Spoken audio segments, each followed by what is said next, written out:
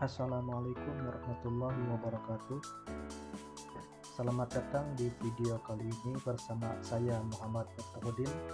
Pada video tutorial kali ini saya akan membahas beberapa perintah penting yang sering digunakan di Command Pro Windows. Mari kita mulai.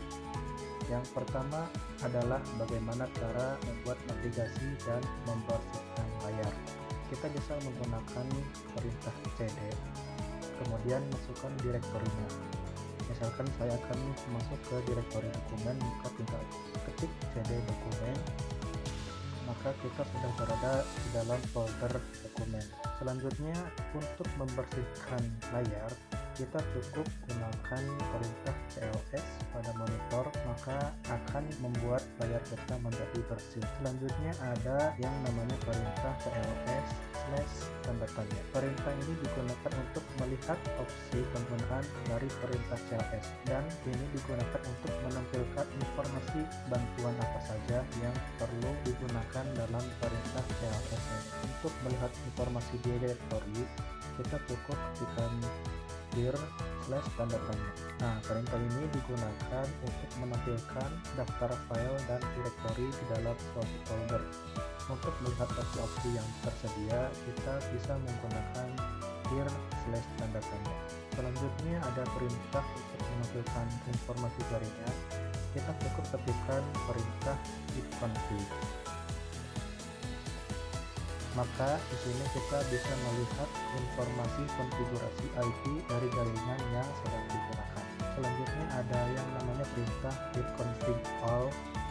Perintah ini digunakan untuk melihat informasi lebih detail mengenai semua adapter jaringan. Selanjutnya ada perintah ifconfig/tanda tanya. Nah, perintah ini sama seperti perintah lainnya. Ifconfig/tanda tanya akan menampilkan opsi yang tersedia untuk perintah ifconfig. Selanjutnya ada yang namanya perintah ipconfig/release. Perintah ini digunakan untuk melepaskan alamat IP yang sedang digunakan. Kemudian ada ipconfig/renew. Ini digunakan untuk memperbarui alamat IP. Selanjutnya ada yang namanya ipconfig/displaydns. Perintah ini digunakan untuk menampilkan cache dari DNS resolver. Selanjutnya ada yang namanya ipconfig/close-dns. Perintah ini digunakan untuk menghapus cache DNS resolver. Dan yang terakhir ada yang namanya ipconfig/register-dns.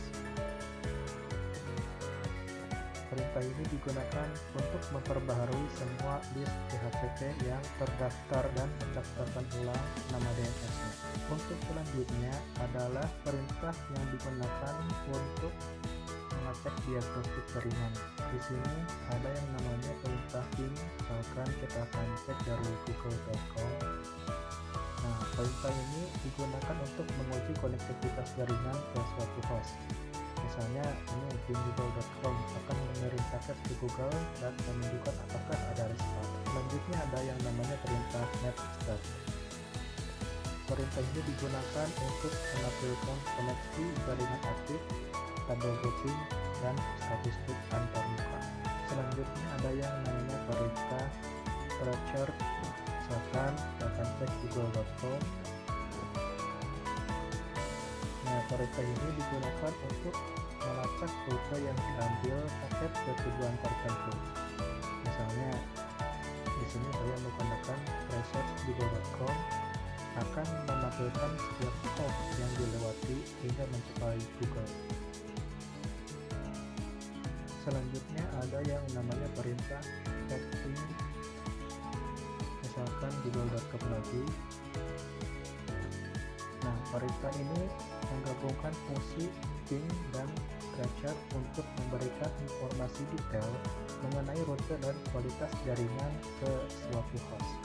Dan yang terakhir ada yang namanya perintah nslookup. Perintah ini digunakan untuk mencari informasi DNS suatu domain. Misalnya di sini saya mencari google.com, perintah akan menampilkan IP address yang terkait dengan Google. Untuk selanjutnya ada perintah untuk bagian konfigurasi jaringan lanjut. Di sini ada yang namanya NAT. Perintah NAT adalah alat konfigurasi jaringan yang kuat yang memungkinkan kita untuk mengkonfigurasi dan menampilkan status sebagai komponen jaringan. Selanjutnya ada yang namanya perintah route. Perintah ini digunakan untuk melihat dan mengedit tabel routing IP. Misalkan di sini saya menggunakan route clean, maka akan menampilkan tabel routing saat ini. Dan yang terakhir adalah perintah yang berguna untuk administrasi jaringan. Di sini kita bisa ketikkan net/meten.